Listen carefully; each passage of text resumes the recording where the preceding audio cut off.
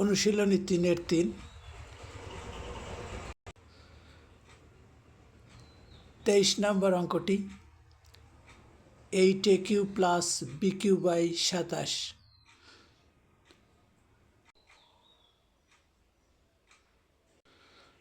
অঙ্কটিতে প্রথমেই আমরা 1/27 কমন নিয়েছি। কমন নেওয়ার পরে আমরা যেটা পাচ্ছি 27 গুণন 8a³। এবার সাইড নোটে যেমনটি দেখতে পাচ্ছি, কমন নেওয়া মানেই হচ্ছে সেই রাশিকে কমন রাশি দ্বারা ভাগ। তো আমরা কমন নিয়েছি 1/27, সুতরাং 8a³ যদি 1/27 দ্বারা ভাগ করি, যেমনটি আমরা দেখতে পাচ্ছি সাইড নোটে, 8a³ 1/27 দ্বারা ভাগ করে আমরা পেয়েছি 27 গুণন 8a³। এবার মূল অঙ্কে ফিরে আসি। এবার দ্বিতীয় রাশির ক্ষেত্রে আমরা 1/27 কমন নেওয়ার পরে পাচ্ছি শুধু b³। একটু ব্যাখ্যা দেখলে ধারণাটা স্পষ্ট হবে।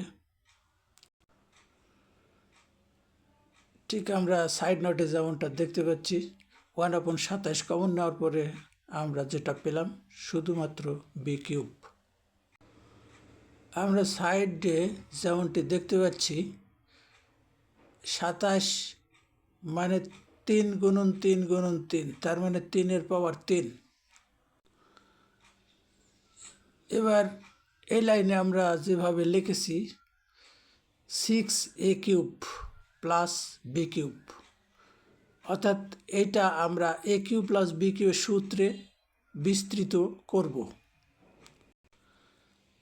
a³ প্লাস b³ এর সূত্রটি আমরা সাইডে যেমন দেখতে পাচ্ছি, a³ plus b³ equal to a plus b into a square minus ab plus b square. ঠিক এই অনুকরণে আমরা এই অঙ্কটাকে বিস্তৃত করব।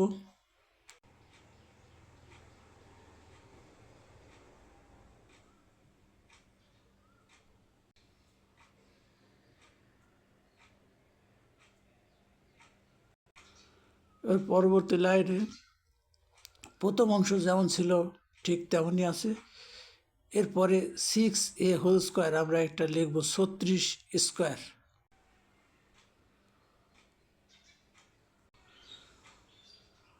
ঠিক আমরা উত্তরটি পেয়ে গেছি, এটাই উত্তর।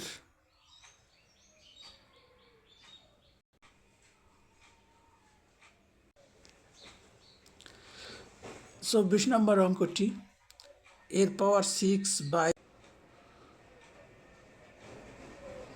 বাই 27 বিয়োগ বির পাওয়ার 6। পরের লাইনে আমরা যেভাবে লিখেছি এর পাওয়ার 6/27 ছিল a square by 3 whole cube, এই আকৃতিতে লেখা যায়।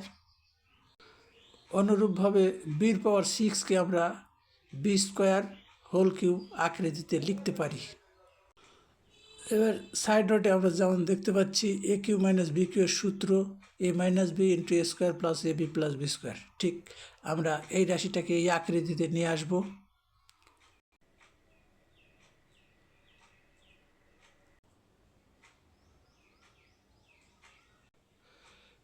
ঠিক এটাই a³ মাইনাস b³ সূত্রের আকৃতিতে রাশিটাকে আমরা লিখলাম। পরবর্তী লাইনে আমরা শুধু সরল করব।